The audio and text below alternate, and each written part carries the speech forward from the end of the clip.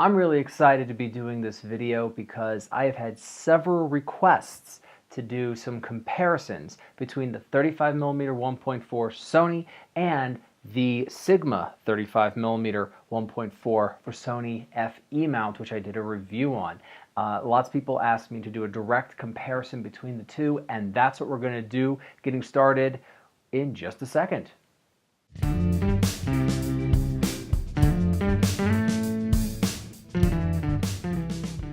So I've got to say thank you to several people who jumped into the comments of my review for the 35mm 1.4 for Sigma, this lens right here, and asked me to do some comparisons with the Sony. Now, we're about to get into that and look at several different tests, but I want to thank the people that asked me to do specific things. And if you want to see footage from what it's like to shoot with these, you're actually looking at it right now.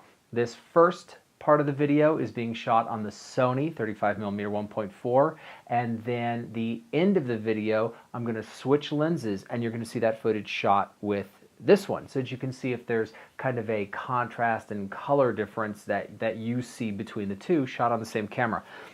Now I'm going to introduce this, but I would very much like to call out and thank the people by at least handle for the things that they asked me to test here. So I got the idea to do this video from Thomas Ploner, and I apologize if I'm mispronouncing a name. I do apologize. He specifically asked me to do an image quality test between the two, and that was when I put this on my docket to do. We're going to take a look at that in just a second here. He did ask me to also take a look at the Samyang 35mm 1.4. Now I apologize, I don't have that lens for direct comparison. It's not a lens I have easy access to the way that I do these other two. So I do apologize, but he asked me to take a look at image quality and sharpness between the two lenses. So let's take a look at that. Let's take a look at these two images here that I shot with both. This one on the left is going to be from the Sigma. We can see that it says Art on it. That's also the DG designation is also a Sigma designation. So the one on the left there is the Sigma. The one on the right then has to be the Sony, and there it says Zeiss Distagon. So that's the Sony image there. Both of these images were shot in manual exposure, of course, so that the exposure information is exactly the same. The camera was set to a tripod, and it's flat to the wall here in my office. And so I know that the camera position and the focusing system was set the same as well between the two. So that means that we really are looking at the differences between the lenses. I want to take a look first. Notice that there seems to be some vignetting a little bit on the Sony image, and it looks dimmer to me. So I would estimate there that we're losing more light through that lens. But let's take a look at sharpness. We're going to zoom in 100%, so this is the center of the image there, which I think looks quite good. And we're going to move over to the side, where of course we lose information, as you would expect to lose some from any lens that we did test. And I did shoot these stopped down a little bit intentionally to f4 so that we wouldn't be shooting them wide open. I didn't want to just do a wide open test. Let's go to the right on the Sigma. And while we lose information from both, and I do think that they are pretty similar, I actually think that the corner sharpness is a little bit better on the Sigma here rather than on the Sony. So that's kind of looking at this test, my interpretation. Now, if we go back to the center for both of these, let's actually pull this back out so that I can make sure I'm looking at the same portion of the frame. But if we pull into the center, at this point, I actually think that the Sony is sharper in the center. So I think Sigma maintains to the corners better, but I think that the Sony is actually center sharp a little bit better. And if we move over to the camera left side of the frame, we're going to find that it's not really asymmetrical. I'm getting about the same result. I do think that they both lose information on the sides, as you would expect, but over here, I think it's a little bit more of a toss-up than on the right side of the frame, but the Sigma is probably still the little bit sharper image on the sides. So if we pull this back out, we can take a look at what I meant before, that we have we've got some light loss on the Sony, and so I think the t-stop value is a little bit dimmer on it. So that was interesting. And next, we got a really nice, robust discussion on weight in the comment section of that video. And Media Maker Tips and M Productions Music really got into a discussion on the weight between the two. So we're going to take a look at that. And for this test, I got out my trusty digital scale. I took off all caps, no hoods, no front cap, no lens cap. It is just the lens. And we're going to take a look at the weight comparisons right now and know exactly what it is in grams. Here we go. First, we're taking a look at the Sigma lens here. We're going to put this right onto the digital scale. And we're going to see 735 grams. I actually ran this twice. That's not on video, but it came out the same, of course, both times. Next is going to be the Sony 35, and we're going to pop that guy right on here, and we're going to see that it is 630 grams. So the Sony is lighter. So that you know, I have switched lenses, and from this point on, whenever you're seeing me in this video, it's being shot with the Sigma 35 1.4, so that you can compare for contrast. No exposure information has been changed. Lastly, we had a request for an autofocus test from TH Ploy.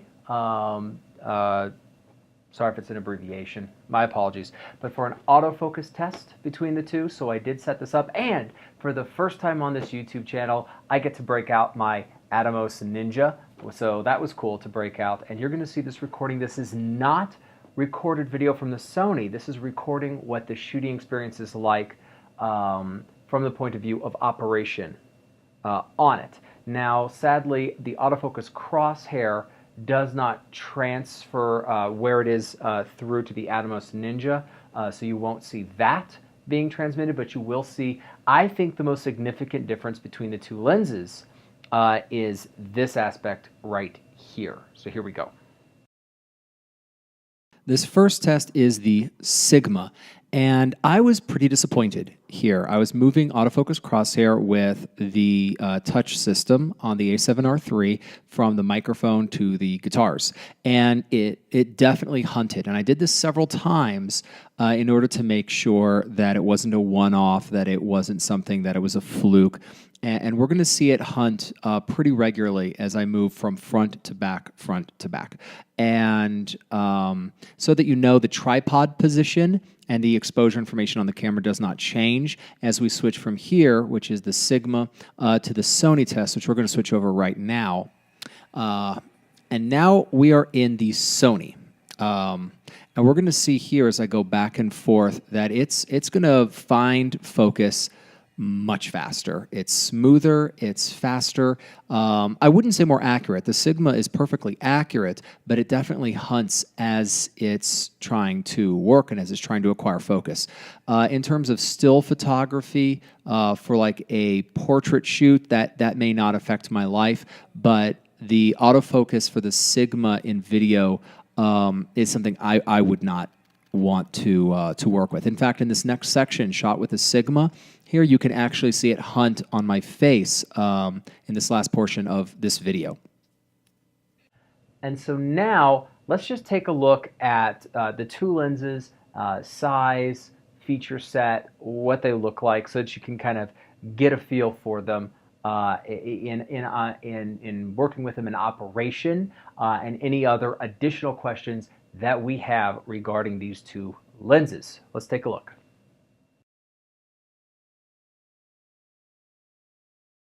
The Sigma is slightly taller, as well as, of course, being heavier. Really, the feel and construction of the two lenses, it feels different, but they both feel really nice and solid in quality. I do like that it's a nice large manual focus ring on the Sony itself, which is nice, but that doesn't make the Sigma unpleasant at all to work with. You do have an aperture ring with third stop increments and click control. on the Sony, which is nice to work with. But here with the Sigma, we do have the focus distance and hyperfocal calculator that's built onto it, which also feels nice to work with and not too front heavy as some of the Sigma lenses have a tendency to do. And now, what other questions do we have?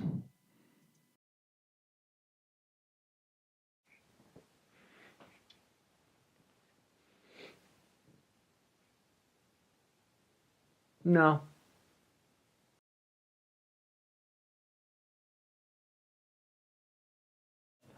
So which one do I like better?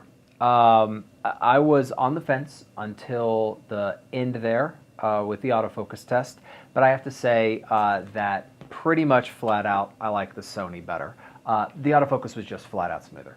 It just was. It grabbed focus, it didn't hunt, it was faster. When I let the camera, when I was setting up these shots, when I let the camera rack focus, it was smooth. I just like that. Having an aperture ring on a lens, I love that feature. Having click control, useful for video. Large manual focus ring, not that the one on the Sigma is small.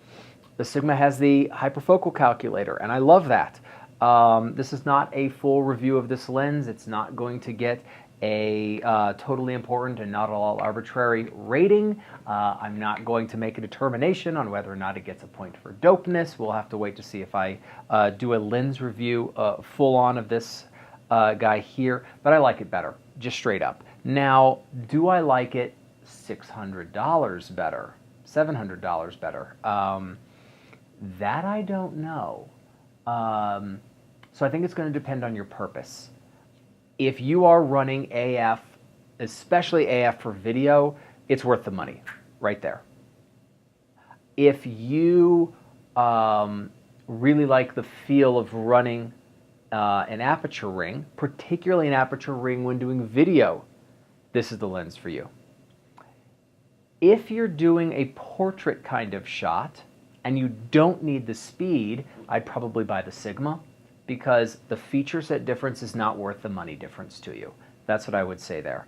I don't see a significant difference in the sharpness between the two lenses. Size and weight, yes, there's a difference in weight, and the Sony is smaller and it is lighter. Is it enough to worry about? Probably not. Probably not. But that is my take on the two lenses. For many applications, I think it's worth the money difference, but certainly not for all. And that's going to be my word on the subject. Thank you for requesting that I do this video. I very much appreciate it. This was fun to do. This is a fun lens comparison. If you've got a lens that you want me to test or compare, I'd love to find out about it and see if I can accommodate and make that happen. If you want to take a look at the other lens reviews that I've done or the other shot breakdowns that I've done, I'd love for you to take a look at that. Give us a like, give us a subscribe. I very much appreciate it. Thanks for getting involved, and I'll see you next time. Take care.